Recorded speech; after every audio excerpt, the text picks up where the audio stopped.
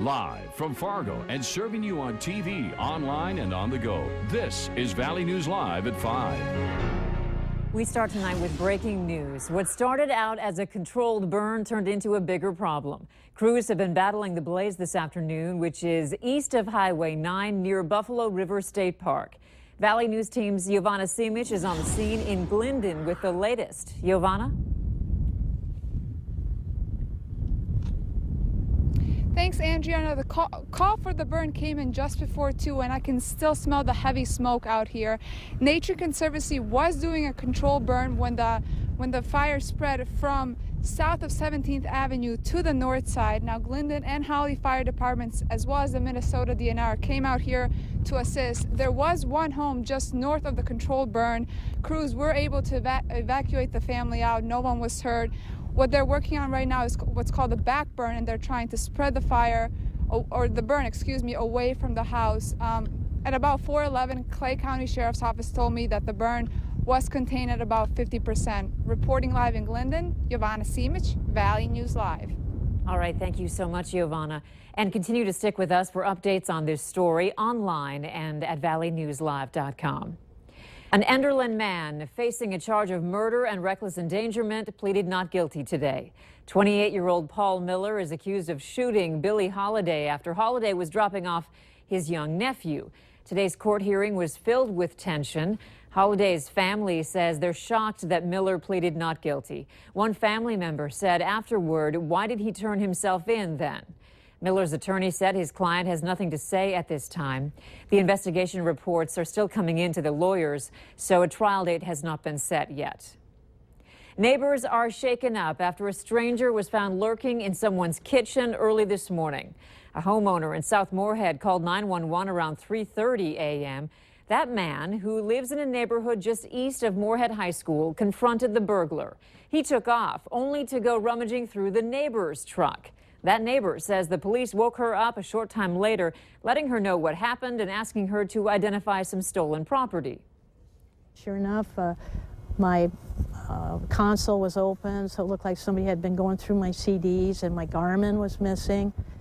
And they said that he had come to my neighbor's house and he had gotten inside the house. Grace got all her stuff back. She says now the neighbors are talking about installing security lights. Moorhead police found Michael Lass hiding behind the truck. He ran but was arrested by officers. He's in the Clay County Jail facing several charges. In tonight's Schemes and Rip-Offs, a warning from police. Don't fall for scammers posing as Xcel Energy. They say that people claiming to work for Xcel call customers to tell them their accounts are past due. They're told the power will be shut off unless their bills are immediately paid. But here's the kicker. Xcel Energy will only call with an automated message. And sometimes if you have a paperless account, you won't get a phone call, but instead sent an email. Police say if you get a call like this, do not send them money. Instead, call Xcel Energy and check your account. A breach of their rental agreement and possibly a breach of his own personal information are why a Fargo man reached out to our whistleblower hotline. Justin Kittleson says Valley Rental never notified him that a contractor would be coming to fix a pipe leaking through the ceiling of his bathroom, even though it's stated in the contract that notification must be given. Kittleson says all kinds of personal information was laying out in the open, and he wants to make sure that you check your lease before letting these property management companies, quote, push you around. I've always requested for us to be here because in this day and age, if you can't pick somebody up and throw them, you can't trust them. Valley Rental said no comment because nothing was wrong, but then said the contractor did in fact call Kittleson prior to arriving to fix the issue, a call Kittleson says never happened. Concerned about his rights and privacy, this man called our whistleblower hotline. If you need help in your community, call 237-6576 and leave your tip. A member of our investigative team will get on the case and go to work to expose the truth. You need to be prepared if you're planning on voting in the North Dakota primary election on June 14th. And being prepared means more than knowing the candidates and the issues. State law changed significantly in 2013, requiring what it calls a valid ID. The law was modified last year after some voters were turned away from the polls. The North Dakota Secretary of State's office and county officials are running ads right now aimed at making sure you understand how voting works. And today in Fargo, they're underlining the message in that campaign. So here's what you need to know. Your ID must have your name, your current address, that's where you live now, and your birth date. And here is what's considered a valid form of ID so that you can vote. A current driver's license. If you don't drive, you'll need a non-driver's ID card. For tribal members, a tribal government-issued ID card. And if you're in a long-term care facility like a nursing home, you will need a certificate stating that, and you'll get that from the place where you're living. What's next for Detroit Lakes Public Schools? That's the question being asked after its most recent school referendum failed by a 65 to 35% margin.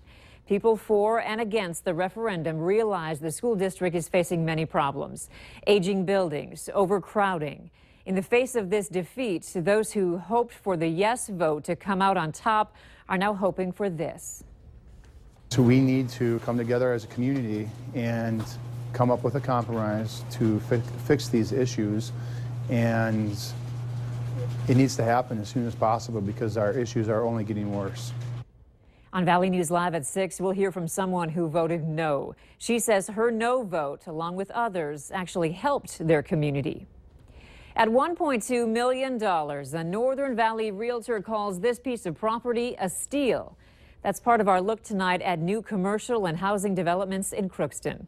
As Valley News Team's Neil Carlson shows us, city leaders have some deals on hand if you're thinking about starting a new enterprise.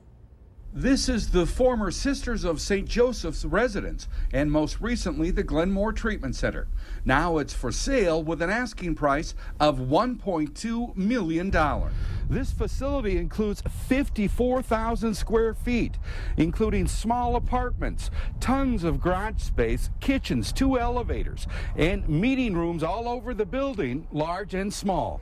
This place at $1.2 million, it's a steal, isn't it? It is an absolute steal. Yeah. You get 156 and a little bit more acres of wonderful farmland and riverfront, and you get this magnificent building. Iverson says some possible ideas for the facility are turning it into a home for veterans or treatment center for drugs, including our current opioid crisis. Downtown, there are also several historic buildings like this one for rent or sale. Plus, there's grant money available to help you turn it into your dream. We do couple it with some investment of the property owner so they can improve their storefront, put in new windows, new roofs, whatever's needed to revitalize that downtown. We like to see it be used for living residences. That brings more density of folks in our downtown. And actual construction is expected to soon get underway on projects along Fisher Avenue on the north side of town. Here at the intersection of Broadway, a Casey's General Store like this one is planned for the right side of the street, and as many as 30 townhomes on the left side of the street in the near future. And near the Sports Center, just behind Drafts Bar and Grill, a new 41-unit, $4.2 million apartment complex will be built this summer. And as downtown promoters like to say, there are other buildings here full of opportunity. In Crookston, Neil Carlson, Valley News Live. If you would like more information about housing or commercial property development, we have it for you online. Just go to valleynewslive.com and click on this story. More of the same as far as the weather is concerned, but we're not complaining. Sunny and quiet today. Let's go to Hutch Johnson for a peek at tonight's forecast. Hutch? Andrea, we have beautiful weather across the valley. Temperatures have risen into the mid-70s here in the valley. Fargo at 75. That's the high for the day so far. 74 in Devil's Lake at this time, with Bemidji at 69. The wind is straight out of the south, gusting to around 20 miles per hour, mainly in our North Dakota counties. Radar extremely quiet until we get up and close and personal here. And you mentioned the fire out there in Clay County. Also some indications of one down in southern Cass County. This is what's called the spectral width on the radar, and it can help us see differences in velocities. And boy, you can see the smoke plume there by Buffalo River State Park carried northward in those south winds. Also, southern Clay County is showing up an indication that there's a little bit of a fire there. Here's a look at what it looks like on the tower cam time lapse of smoke billowing across the skies. That continues even now as we take a look at your planning forecast. Temperatures most of the evening in the 60s with winds that will decrease as we get towards sunset. Still pretty dry out there, but we do have an update to your forecast regarding rain chances here as we go through the weekend. All right, thanks, Hutch.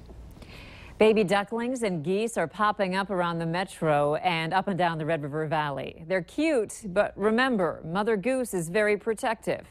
It serves as a reminder for well-intentioned people to just let them be.